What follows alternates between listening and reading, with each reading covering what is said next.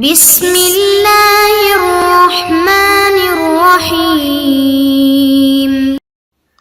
السلام علیکم معزز طلبہ کرام، آپ سب کیسے ہیں؟ آج ہم نور الانوار کے سبق نمبر 204 کو پڑھیں گے۔ آج کے ہمارے سبق کا عنوان ہے چوتھے قاعدے کا بیان۔ طلبہ کرام، گزشتہ سبق میں ہم نے دوسرا اور تیسرا قاعدہ پڑھا تھا۔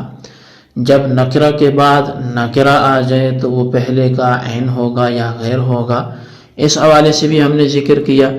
اور تیسرا قاعدہ یہ تھا جب معرفہ کے بعد دوسرا معرفہ آ جائے تو کیا حکم ہوگا، اور دونوں کی سانجھی ایک ہم نے مثال بھی پڑھی تھی قرآن کریم سے، اور شاعر کا شعر اور حدیث ابن عباس رضی اللہ تعالیٰ عنہما سے بھی ہم نے سنی تھی۔ تو اب اسی طرح ایک قاعدہ اور بڑھاتے ہوئے کہ نکرہ کو دوبارہ نکرہ لانے کی بات بھی ہوگی، معرفہ کو دوبارہ معرفہ لانے کی بات بھی ہوگی، نکرہ اور معرفہ کے اجتماع کی بات بھی ہوگی۔ تو آج جو قاعدہ ہے وہ معرفہ کو دوبارہ نکرہ لانے کی صورت کو بیان کریں گے۔ تو آئیے سب سے پہلے عبارت پڑھ کے اس کا ترجمہ کرتے ہیں اور اس کے بعد باقاعدہ سبق کی تفصیل کی طرف بڑھتے ہیں۔ مصنف علیہ رحمہ لکھتے ہیں وَإِذَا أُعِيدَتْ نَكِرَةً كَانَتِ الثَّانِيَةُ غَيْرَ الْأُولَى لِأَنَّهَا لَوْ كَانَتْ عَيْنَ الْأُولَى لَتَعَيَّنَتْ بِلَا إِشَارَةِ حَرْفٍ يَدُلُّ عَلَيْهِ وَهُوَ بَاطِلٌ۔ اور جب معرفہ کو دوبارہ نکرہ لایا جائے گا تو ثانی غیر اولا ہوگا، کیونکہ اگر ثانی عین اولا ہو جائے تو بغیر ایسے حرف کے اشارے کے جو اس پر دلالت کرے نکرہ متعین ہو جائے گا، حالانکہ یہ باطل ہے۔ وَلَمْ يُوجَدْ لِهَذَا مِثَالٌ فِي النَّصِّ وَقَدْ جَعَلُوا فِي مِثَالِهِ مَا إِذَا أَقَرَّ بِأَلْفٍ مُقَيَّدٍ بِصَكٍّ بحضرت شاہدین فی مجلس ثم بألف غیر مقید بشک بحضرت شاہدین آخرین فی مجلس آخر یکون الثانی غیر الاول ویلزمہ الفانی۔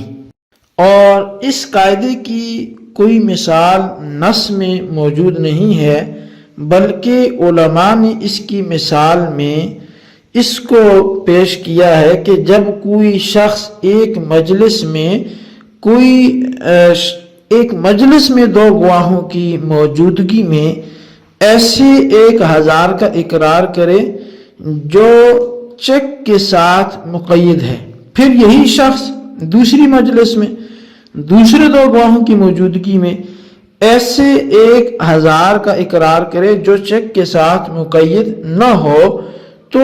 دوسرا جو اظہار ہوگا وہ غیر اول ہوگا اور اس پر 2000 لازم ہو جائیں گے۔ وَيَنْبَغِي أَنْ يُعْلَمَ أَنَّ هَذَا كُلَّهُ عِنْدَ الْإِطْلَاقِ وَخُلُوِّ الْمَقَامِ عَنِ الْقَرَائِنِ وَإِلَّا فَقَدْ تُعَادُ النَّكِرَةُ مَعْرِفَةً مَعَ الْمُغَايَرَةِ كَقَوْلِهِ تَعَالَى وَهَذَا کتاب انزلناہ مبارک فاتبعوہ واتقوا لعلکم ترحمون ان تقولوا انما انزل الكتاب على طائفتین من قبلنا فالکتاب الاول القرآن والثانی التوراۃ والانجیل۔ اور مناسب ہے کہ جان لیا جائے کہ یہ تمام تفصیل اطلاق اور قرائن سے مقام کے خالی ہونے کی صورت میں ہے، ورنہ مغایرت کے ساتھ نکرہ کو معرفہ بنا کر لوٹا دیا جاتا ہے، جیسے اللہ تبارک و تعالیٰ کا فرمان وَهَذَا كِتَابٌ أَنزَلْنَاهُ مُبَارَكٌ فَاتَّبِعُوهُ وَاتَّقُوا لَعَلَّكُمْ تُرْحَمُونَ أَن تَقُولُوا إِنَّمَا أُنزِلَ الْكِتَابُ عَلَى طَائِفَتَيْنِ مِن قَبْلِنَا ہے۔ پس کتاب اول قرآن ہے اور کتاب ثانی تورات اور انجیل ہے۔ وقد تعاد النکرۃ نکرۃ مع عدم المغایرۃ كقوله تعالی وهو الذی فی السماء الہ وفی الارض الہ، اور کبھی نکرہ کو نکرہ ہی کے طور پر لوٹایا جاتا ہے حالانکہ دونوں میں عدم مغایرت ہوتی ہے، جیسے اللہ تبارک و تعالیٰ کا قول وَهُوَ الَّذِي فِي السَّمَاءِ إِلَٰهٌ وَفِي الْأَرْضِ إِلَٰهٌ، وَقَدْ تُعَادُ الْمَعْرِفَةُ معرفة مع المغايرة كقوله تعالى وهو الذي أنزل عليك الكتاب بالحق مصدقا لما بين يديه من الكتاب، وقد تعاد المعرفة نكرة مع عدم المغايرة كقوله تعالى إنما إلهكم إله واحد وأمثال ذلك، اور کبھی معرفہ کو معرفہ ہی لٹایا جاتا ہے حالانکہ دونوں میں مغایرت ہوتی ہے، جیسے اللہ تعالیٰ کا قول وَهُوَ الَّذِي أَنزَلَ عَلَيْكَ الْكِتَابَ بِالْحَقِّ مُصَدِّقًا لِمَا بَيْنَ يَدَيْهِ مِنَ الْكِتَابِ، اور کبھی معرفہ کو نکرہ لٹایا جاتا ہے حالانکہ دونوں میں عدم مغایرت ہوتی ہے، جیسے اللہ تعالیٰ کا قول انما الہکم الہ واحد ہے، اور ایسی بہت سی مثالیں ہیں۔ بہرحال یہ ہمارے آج کے سبق کی عبارت اور اس کا ترجمہ تھا، اب آئیے اس کی تفسیر اور تشریح کی طرف بڑھتے ہیں۔ تو جیسا کہ یہ بات پہلے ذکر ہوگی کہ پہلے 3 قاعدے ذکر ہو چکے، تو مصنف نے چوتھا قاعدہ بیان کرتے ہوئے فرمایا کہ اگر معرفہ کو دوبارہ نکرہ بنا کر ذکر کیا گیا تو نکرہ معرفہ کا غیر ہوگا، یعنی دونوں کا مصداق علیحدہ علیحدہ ہوگا۔ اس کی دلیل یہ ہے کہ اگر ثانیہ یعنی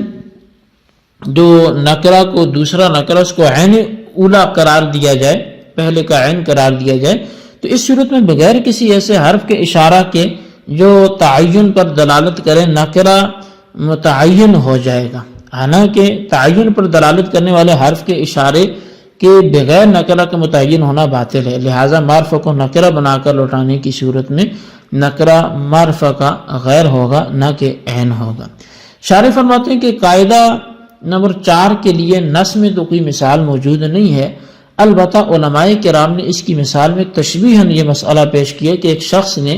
ایک مجلس میں 2 گواہوں کی موجودگی میں ایسے 1000 روپے کے اقرار کیا جو چیک اور دستاویز کے ساتھ مقید ہے۔ مثلا یہ کہا کہ میرے ذمہ فلاں آدمی کے 1000 روپے ہیں جو چیک اور دستاویز میں لکھے ہوئے ہیں۔ پھر اسی شخص نے دوسری مجلس میں دوسرے 2 گواہوں کی موجودگی میں ایک ایسے 1000 روپے کے اقرار کیا جو چیک کے ساتھ مقید نہیں ہے، تو اس صورت میں دوسرا اقرار پہلے اقرار کا غیر ہوگا اور مقر پر 2000 روپے لازم ہوں گے۔ شارح نے فرمایا کہ دوسرے اقرار کے لیے مجلس بھی دوسری ہو اور گواہ بھی دوسرے ہوں، کیونکہ اگر مجلس دوسری ہو مگر گواہ پہلے ہی ہوں تو اقرار ثانی شہود اولا کی شہادت کے ساتھ اقرار اولا کی تاکید ہوگا، اور اگر دوسرے اقرار کے وقت گواہ دوسرے ہوں مگر مجلس پہلی ہی ہو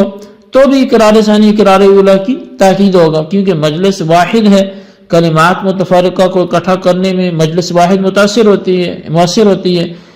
یعنی تمام کلمات مجلس واحد میں کلمہ واحدہ کے حکم میں ہوتے ہیں، لہذا اس صورت میں دونوں اقرار ایک ہی اقرار شمار ہوں گے۔ شارح فرماتے ہیں کہ مذکورہ 4 قواعد اس وقت مفید ہوں گے جبکہ کلام مطلق ہو اور قرائن سے خالی ہو، ورنہ کبھی کبھی ان کے برخلاف بھی واقع ہوگا۔ مثلا پہلا قاعدہ یہ ہے کہ نکرہ اگر دوبارہ معرفہ بنا کر ذکر کیا جائے تو ثانی عین اولا ہوگا، لیکن کبھی ایسا نہیں ہوتا بلکہ ثانی غیر اولا ہوتا ہے، جیسے نور الانوار کے اندر ذکر کردہ آیت میں لفظ کتاب اولا نکرہ مذکور ہے اور پھر لفظ الکتاب معرفہ ذکر کیا گیا ہے،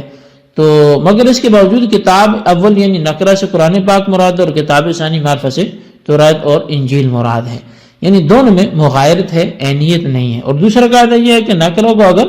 دوبارہ نکرہ ہی ذکر کیا جائے تو ثانی غیر اولا ہوگا، لیکن کبھی ایسا نہیں بھی ہوتا بلکہ ثانی عین اولا ہوتا ہے، جیسے اللہ تعالیٰ کا فرمان وَهُوَ الَّذِي فِي السَّمَاءِ إِلَٰهٌ وَفِي الْأَرْضِ إِلَٰهٌ میں لفظ الہ دونوں جگہ نکرہ ہے، مگر اس کے باوجود دونوں کا مصداق ایک ہی ہے نہ کہ دوسرا۔ تیسرا قاعدہ یہ ہے کہ معرفہ کو جب دوبارہ معرفہ کے طور پر ذکر کیا جائے تو ثانی سے عین اولا مراد ہوتا ہے، لیکن کبھی کبھی اس کے برخلاف ثانی سے غیر اولا بھی مراد ہوتا ہے، جیسے اللہ تعالیٰ کا فرمان وَهُوَ الَّذِي أَنزَلَ عَلَيْكَ الْكِتَابَ بِالْحَقِّ مُصَدِّقًا لِمَا بَيْنَ يَدَيْهِ مِنَ الْكِتَابِ میں